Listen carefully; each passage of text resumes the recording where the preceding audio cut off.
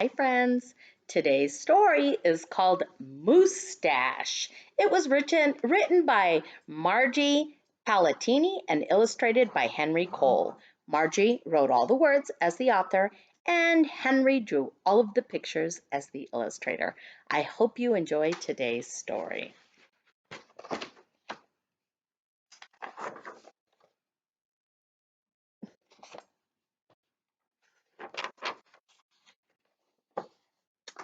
Moose had a problem, a horrible, hairy, prickly problem. It grew right below his nostrils. These are your nostrils, so right under his nostrils and just above his upper lip. So there's his upper lip. So it grows under his nostrils and above his upper lip. So right in here.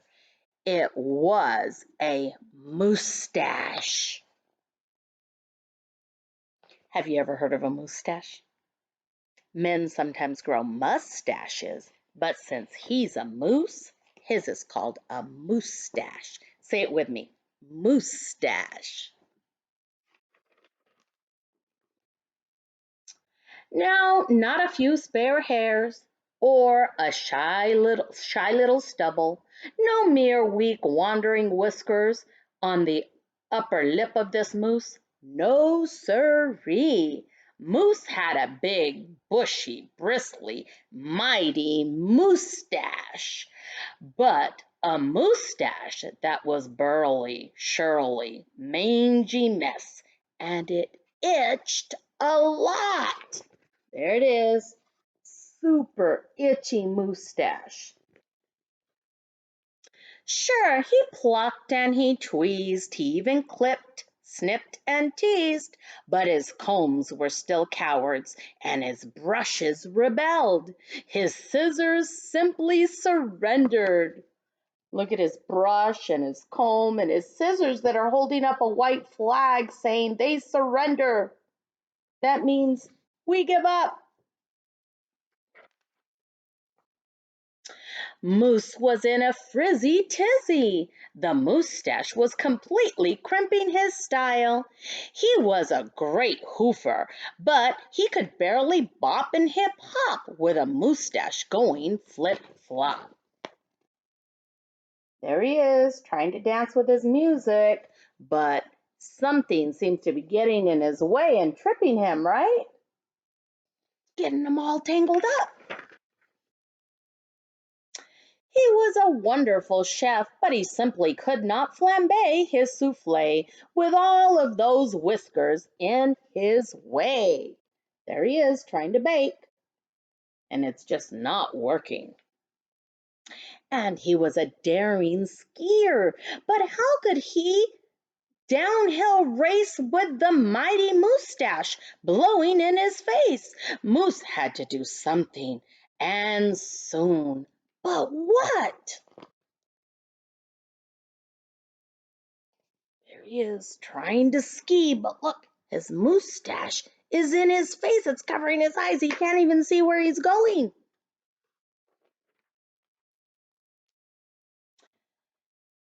After days and days of much serious thought, Moose got an idea. He crossed some hair here, he crossed some hair there, and he tied his moustache around his neck. A moose scarf seemed to be the ideal answer to his problem.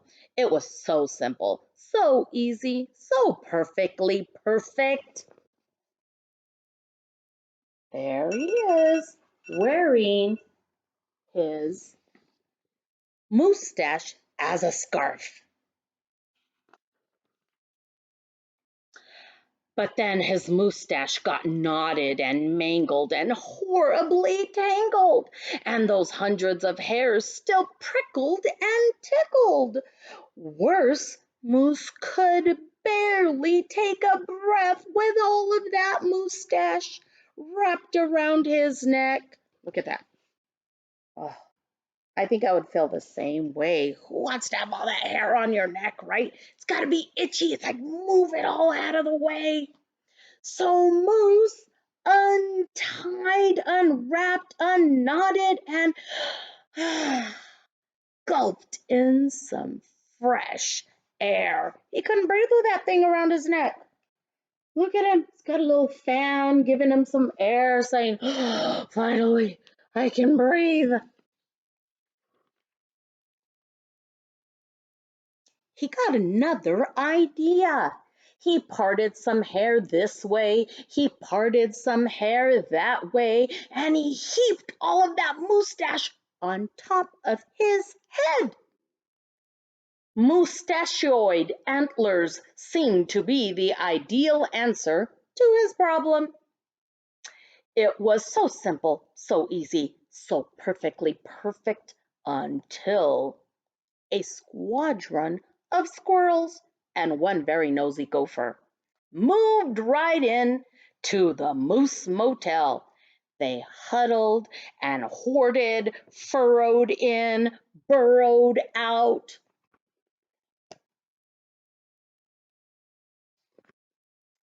Needless to say, it became quite crowded up there in Moose's head, and heavy and messy.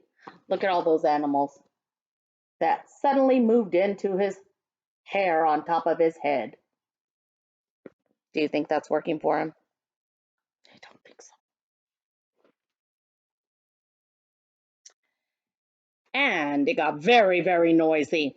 The squirrely chitting and chatting, squealing and squawks woke Moose every morning before the crack of dawn.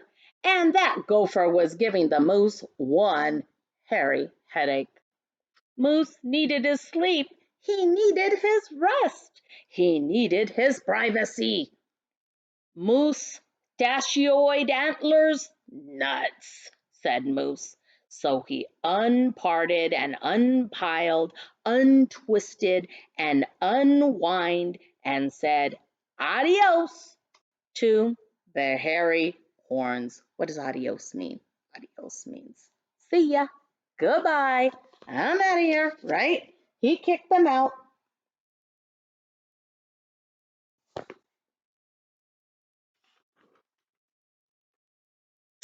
But now what? What? The miserable moose took hold of a hunk of hair and he wrestled it, then roped it. He tethered, tied, tamed.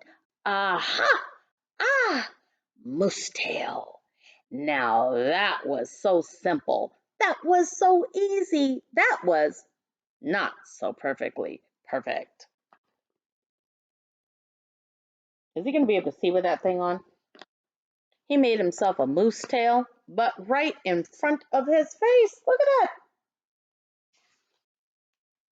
Talk about a dizzy do. Moose didn't know if he was coming or going, backwards, forwards, this way, that. He didn't know which end was which. Moose had to bail on the tail.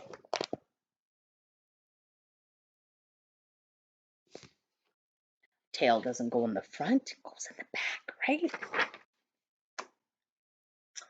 And so he thought and he thought and thought some more, but no other ideas was a worthy winner.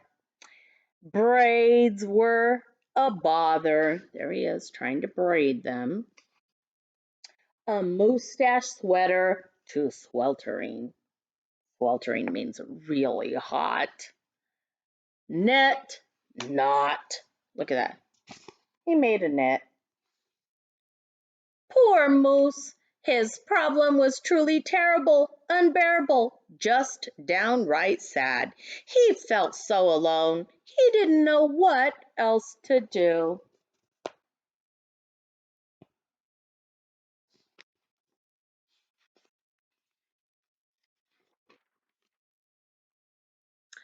Then call it fate. Call it destiny. It was probably dumb luck. But one day Moose tripped on his moustache and just had no time to duck. Oomph! Pardon me, they both said as they bumped. Then they blinked. and they stared, and their hearts went thump thump. Look, uh-oh, who did he bump into? That looks like a girl moose. She was a moose with a bouffant so bodacious, outrageous. Well, it was just plain old big. She's got big hair. Hair after hair piled higher than high, a sky-scraping dew of glorious curls, a tower of swirling twists and twirls. She was simply splendid, stupendous, absolutely superb. Does it sound like he likes her? I think he does. I think he likes all that hair on her head. Of course, Moose had to ask how she did what she did to get such a do. Miss Moose winked and then whispered, "Just a little glue." So she helped he fearlessly plunge a hoof into a fat pot of the white gooey goop, and carefully, oh so carefully, they glopped and they plopped, they pasted and they pressed, they coaxed and curled every truly unruly wayward whisker.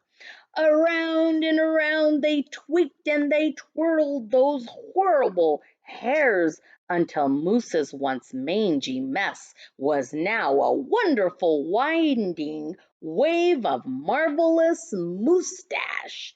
Moose gazed in the mirror and smiled a broad moosey smile. That means a really big smile.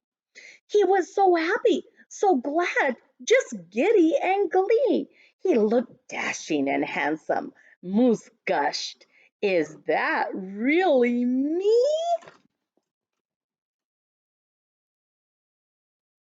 And there's the picture.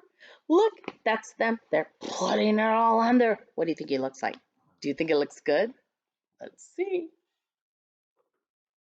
With not a care for one hair, the moose pair boogied and bopped. They skied downhill, even uphill, and their cooking was hot, hot, hot.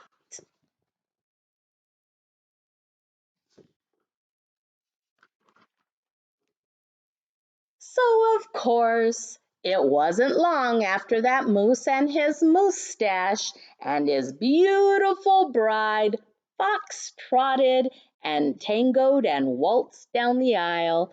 Good hair days, bad hair days, they vowed to love and to cherish, and with hearts heaped with love and pots filled with goop, they both sighed, "I do glue," and promised never to part. And there they are. They got married. Look at their hair. His moustache and her hair on top is all nice and neat. It was so simple, so easy, so perfectly perfect. And it stuck.